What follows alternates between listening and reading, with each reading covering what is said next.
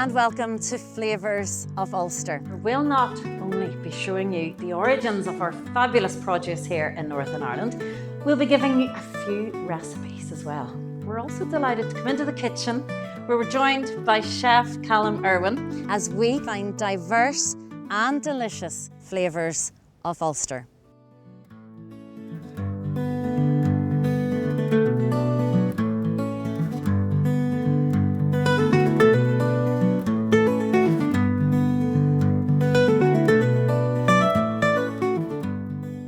And you're very welcome to our programme today, Flavours of Ulster. Today we're in beautiful, sunny County Down, but today we're concentrating on two of our most famous fishing ports. Kilkeel, it's our largest fishing port, and Portavogie, the second largest. Let's go and find out what makes these two ports so famous.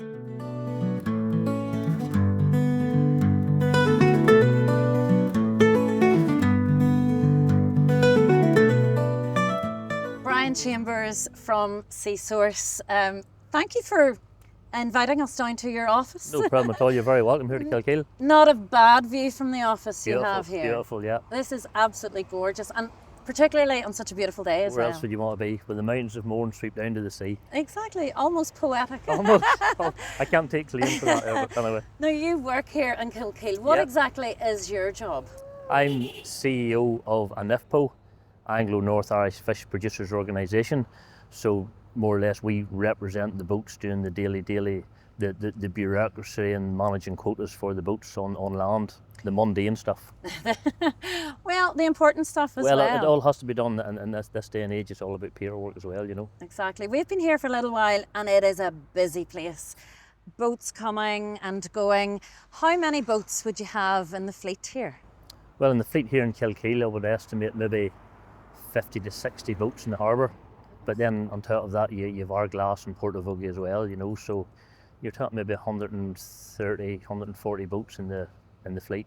They all seem to have their own wee place. Do they have their own parking areas, or I suppose it's not parking when it's no, a boat? No, they actually berth the boats they do, but funny as you say it, they do traditionally berth in the same side of the harbour and in the same sort of an area. Just, I don't know. Just habit maybe? Just in your routine, in your habit, yeah, without a doubt. Now, we watched a few boats coming and going.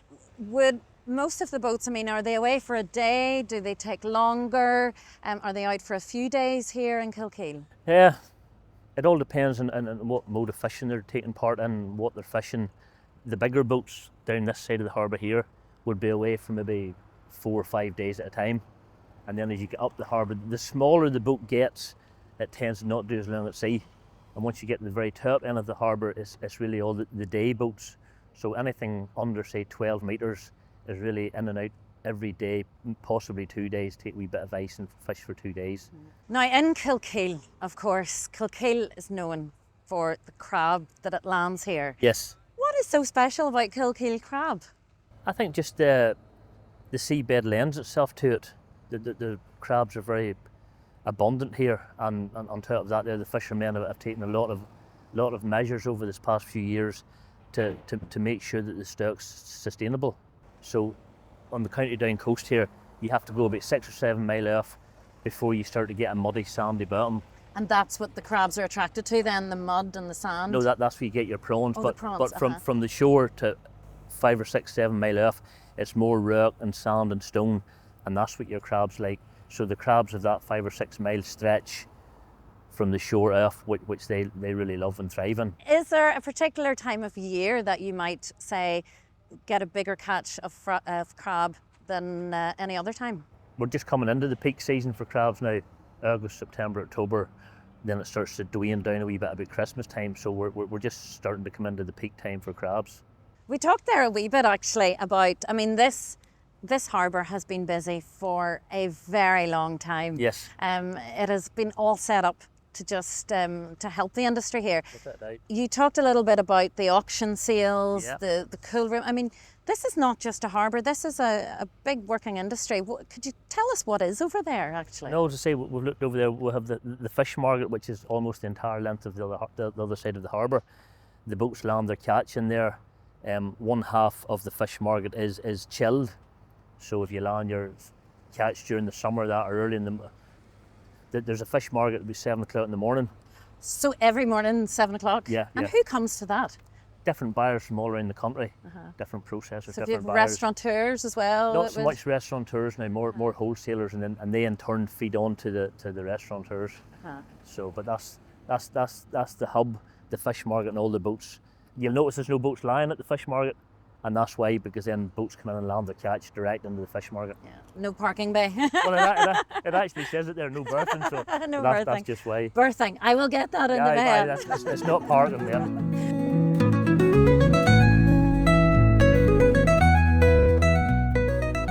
Now we've travelled northeast from Kilkeel.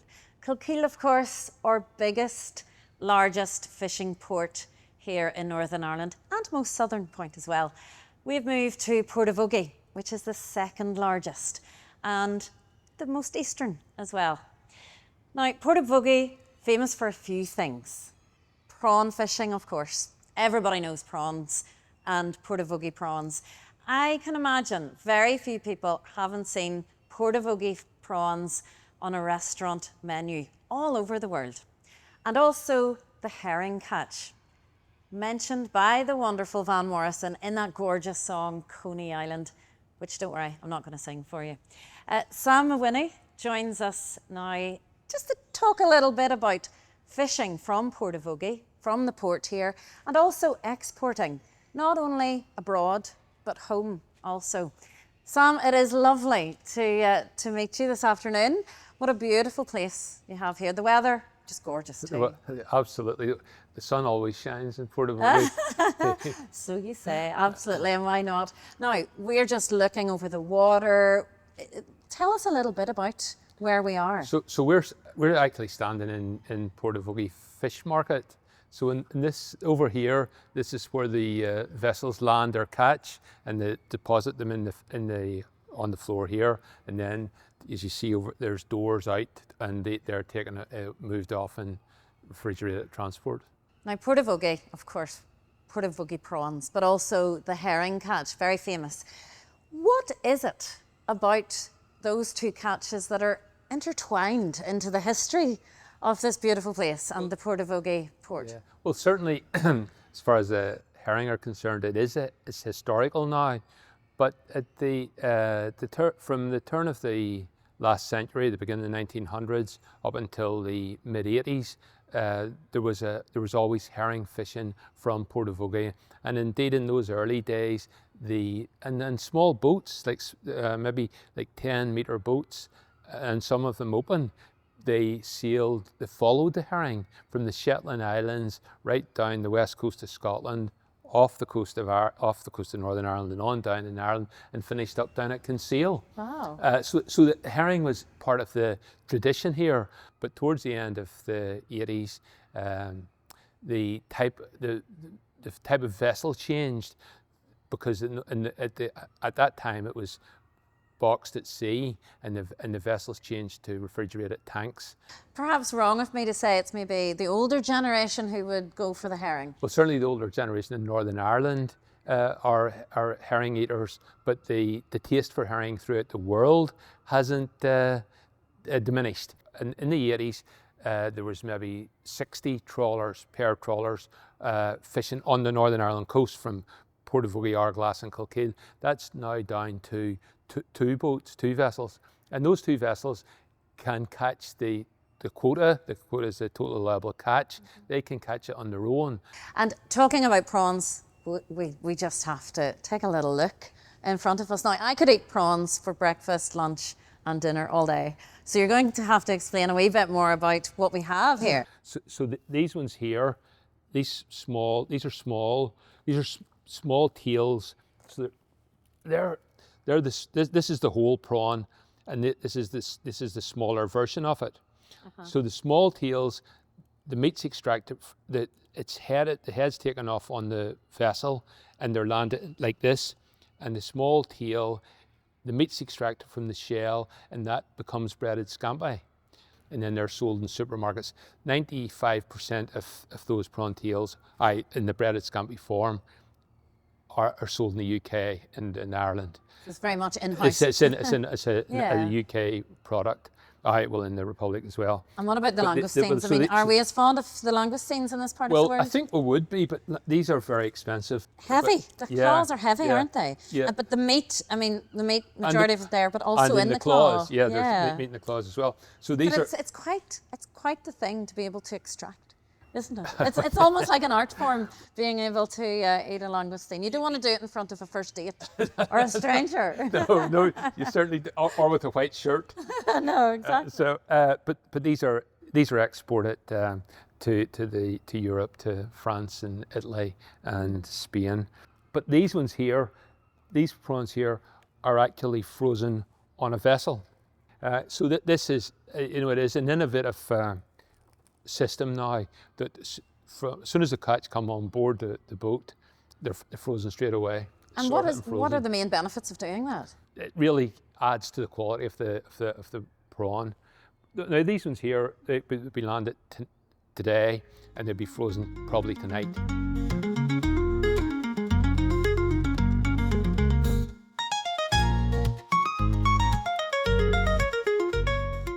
With an issue like Brexit, it has been very topical, and a lot of people, especially in industries like this, have been talking about it.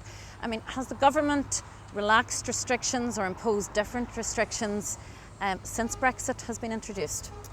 Well, there's a bit more paperwork with things, particularly English or Scottish boats. If they come to land into Northern Ireland, they have a lot more paperwork, whereas before they'd just come in and land at the catch into the fish market here. Now they have to almost radio ahead and fill in paperwork before they come. And what about our fishermen here and the Kilkeel fishermen? How has it affected them? It's affected them greatly. We've lost access to Irish waters, which is right beside us here. We're right in the door of Carlingford Lough there, and on the other side of that's the Irish Republic. So we've lost access to the Irish waters, which is a big blow to the Kilkeel fleet in particular, because we're next door to it. Yeah, and I'm sure many fishermen would have fished those waters for generations, so it's a real change. Absolutely, for generations, yeah. And we're now being forced to try and catch the same amount of quota from a smaller area, and it's definitely putting a bit of pressure on the seabed, on the ground. And we're lobbying here and we're lobbying there to try and get some sort of resolution. To say fishermen have been fishing those waters for generations and generations, and it's a big change. So talking about change, I mean, I can imagine years ago, whatever left Kilkeel Harbour didn't go necessarily all around the world. Yeah. I mean, where would your biggest market be at the minute? Most of the crabs are processed locally between here and in Ireland, but then the prawns, particularly the whole prawns, the langoustines, they're shipped out to France, Spain and Italy. Europe's a big thing. So Spain and Italy and France are sitting eating our they're eating crabs and I tell our you, seafood. We sometimes just don't appreciate the gems that we're sitting on. And then I say China's become a big buyer of Irish seafood, UK seafood, and they're growing in the market all the time. Now those markets have been quite buoyant probably for a wee while, but a lot of people have actually moved away, say, from traditional meat sources and moving towards seafood. You know, it's becoming that wee bit more popular. No, because say of that. Us at Sea Source here, we have a shop up in the middle of the town here, and we're seeing it growing and growing all the time. More people coming in. Not only that, but people being that wee bit keen to experiment with new types of fish that maybe. So it's not just your wee bit of cod not on a just your- Friday it's night, just not your wee staple cod and haddock. People's going for black sole, turbot, lemon soles, the whole langoustines and the scallops, you know. So we're definitely seeing, as I said before, seafood is the original fast food. It's so simple to cook, and that's the whole beauty about it. If you keep it simple, it's just beautiful. You seem to me like a man who knows how to get the best out of their seafood. What's your favourite way to prepare a seafood dish? I'm fairly simple. I am so simple. That's always the way. And that's what I say. Simplicity is usually brilliant. But crabs, nice bit of white crab meat. You just boil the crab. You extract the meat out of the claws. Simple. That there on a wee bit of toast, cup of tea. On toast? On toast. So simple. Crab and toast in Kilkeel then? Little bit of white crab meat on toast. Absolutely simple mug of tea, and you're in heaven. Now, you seem to be a man also that is passionate about what you do. Yeah. I'm passionate about the area and helping those involved. You obviously have had a bit of experience yourself in this field. Have you been a fisherman yourself? I've been fisherman for 33 years and only recently stepped into the bureaucracy end of things, helping the fishermen do the paperwork and that. But we were at the forefront of initiating what was called a lobster V-notching scheme about 30 years ago, where if a lobster has eggs on it, we V out of its tail solely to just mark it and then return it back to the sea. And the government have helped us where they've stepped in, where that once we've marked that lobster, they've now made it illegal to land that lobster, so that's helped. And then we went to the government a few years ago and we got the minimum landing size of crabs increased from 130 mil up to 150 mil. And that in turn has helped sustain the stocks and make them sustainable. So like, we're very passionate about what we do. You're passionate, but you're also protecting it for future generations. Absolutely, and you have to, without a doubt. Without a doubt, that's the whole secret. And it's a difficult industry to be in. No, it's very difficult, without a doubt, yeah. No, I have 3 daughters and a son, and they've all fished with me during the summer and that, and thoroughly enjoyed it, you know, and I've enjoyed having them out. It does get them away from the Xbox and the PlayStation, you know, and that's the world that we're in, you know, but as I've really enjoyed having them out and they've enjoyed being there, and a wee bit of hard work doesn't do anybody any harm. Exactly, plenty of hard work goes on here, well, it's by the looks of it. Hard work and fresh air, which in turn gives you a good appetite for a nice bit of fish for your dinner. I'm fancying a wee bit of crab and toast, I Crab think. and toast, yeah. Well, Brian, thank you so much No problem for at all. taking the time, having a chat to us. It has been lovely getting a little bit of a sneak peek into the port here, because it doesn't often happen. No, that's what I'm saying. We just had a lovely day. It's a Friday, and there's a lot of the boats in for landing for Friday, so it's good to see them. Brilliant. Well, thank you so much. Thanks very much for having us.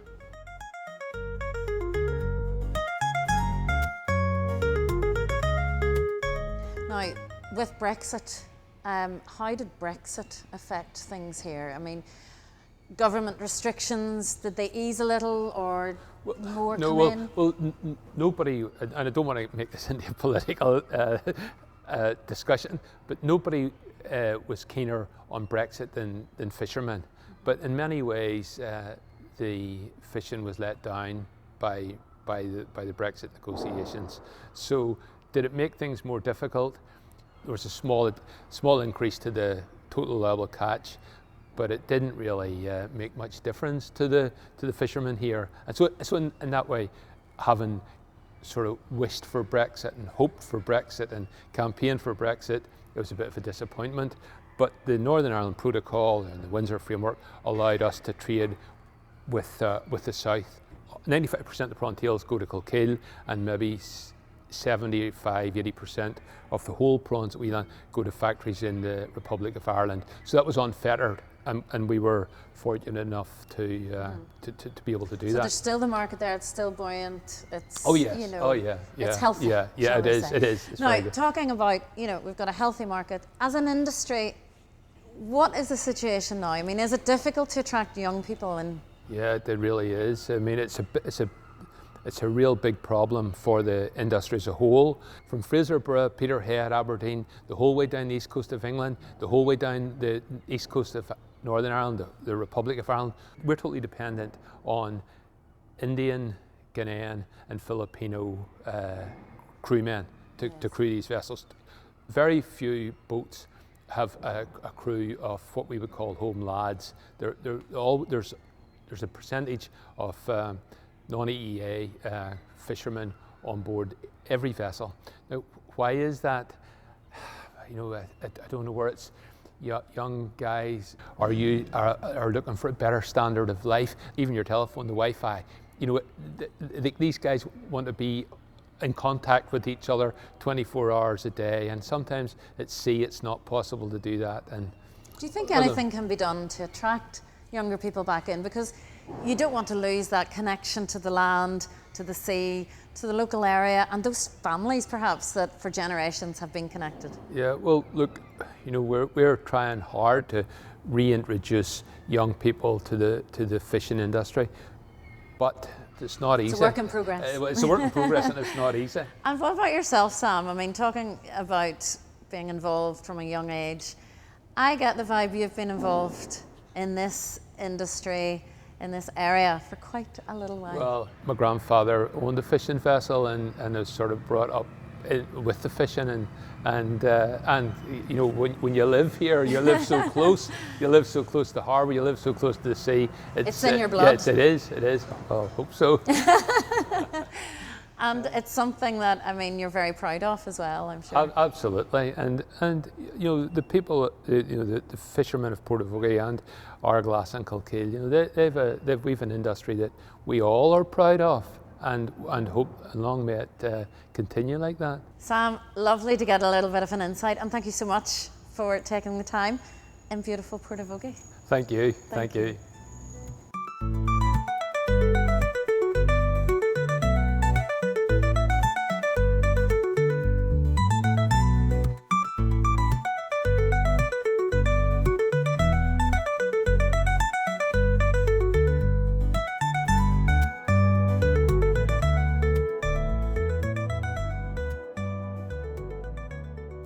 And we're back in the kitchen. Favourite place to be, Callum, I have to say. We've got a lovely smell already starting to come through. What are we cooking today then? With our gorgeous Portavogie prawns. So today we're going to make a prawn and chorizo risotto. As you say, it's Portavogie prawns, really, really great product. Slightly different from a normal risotto that you'd see in the continent. We're going to use barley. So barley is... Barley? Yeah. With our risotto? Yeah, so obviously a very traditional ingredient here in Ulster. Links back to the Ulster Scots community as well. They would have used it a lot. Growing up as well, when you think, you know, you couldn't have vegetable broth, vegetable soup, but there's barley in it as well. So when did we start putting barley into risottos? Well, at the end of the day, it's the same as the rice you would use.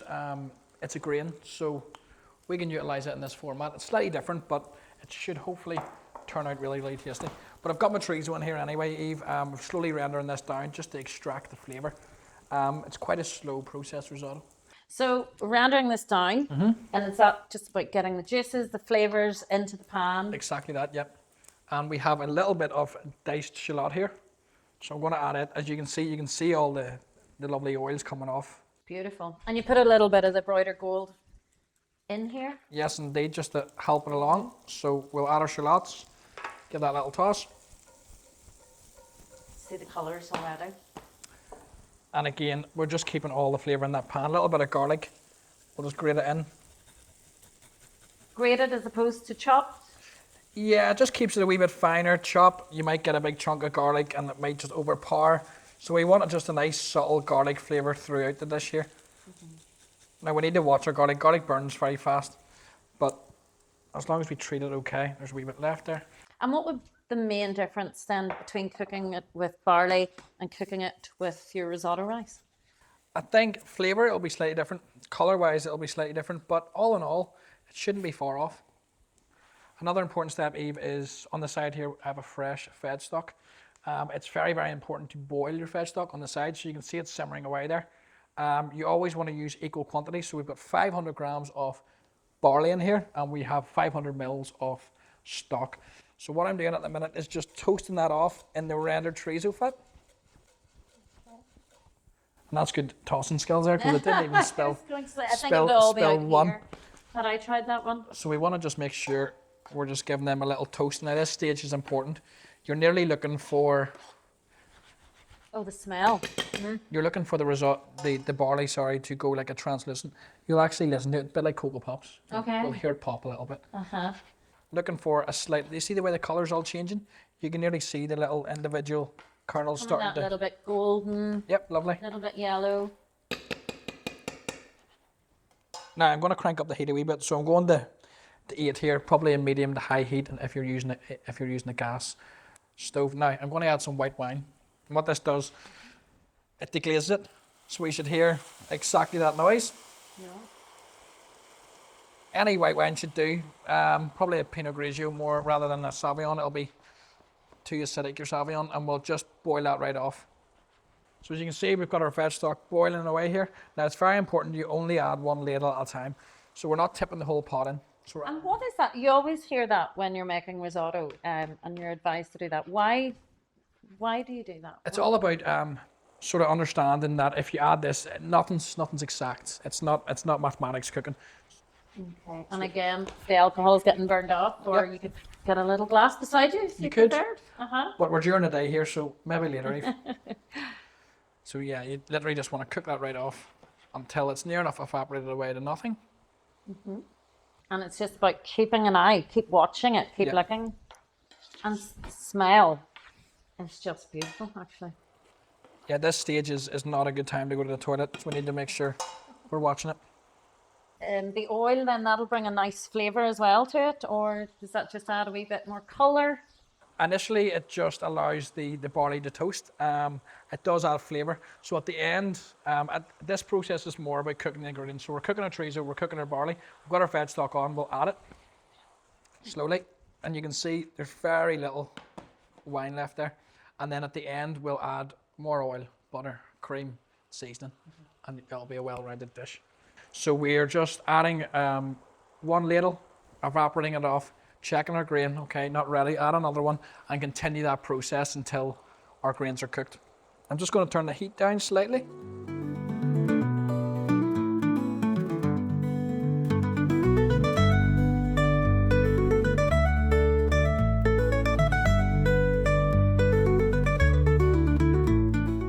We don't look too far away now. No, we're very close, Eve. So what we've done is added all of our veg stock ladle by ladle. You can actually see the barley here. Do you see how much it's expanded? So it's absorbed, Filled the pan. absorbed yes. all the liquid. So we're at the finishing stage now. So we're going to add our lovely prawns, Portavogie prawns. Now we wouldn't add these at the start. Why do you think?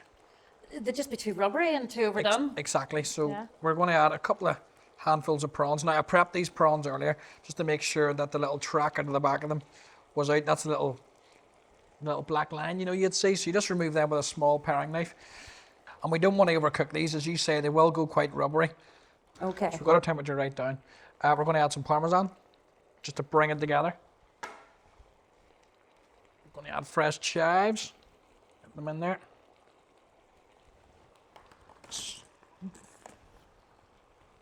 A squidge of lemon. Quite generous with the lemon. And a little bit of cream. A wee bit of cream. Okay, so the cream and the butter, and we're not talking about calories in this dish then No. at all. No. So we'll just bring that all together. The cream will help it all form. And you can hear it, it's just calmed down. So the process of adding all our veg stock nice and slowly. It's cooked our our barley perfectly. You can see the prawns, they're no longer looking too raw. We'll just combine this all. So we'll just let that bubble away for maybe another 3 minutes or so before serving. And is it just keeping an eye then on the prawns, keeping an eye on everything that it just doesn't? Yeah, so we're just wanting to evaporate enough of the liquid to make sure that it's not too watery. The prawns, they're looking near enough ready to rock and roll.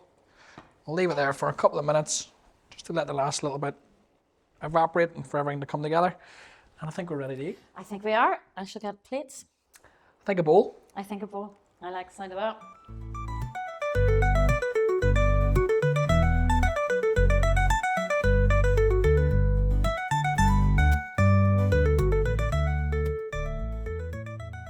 Okay, Callum, it just smells absolutely delicious. It does. Cannot wait to try this. Will we tuck in? We'll tuck in. We'll tuck in. Okay, those prawns look amazing. Okay. Really tasty. Really tasty.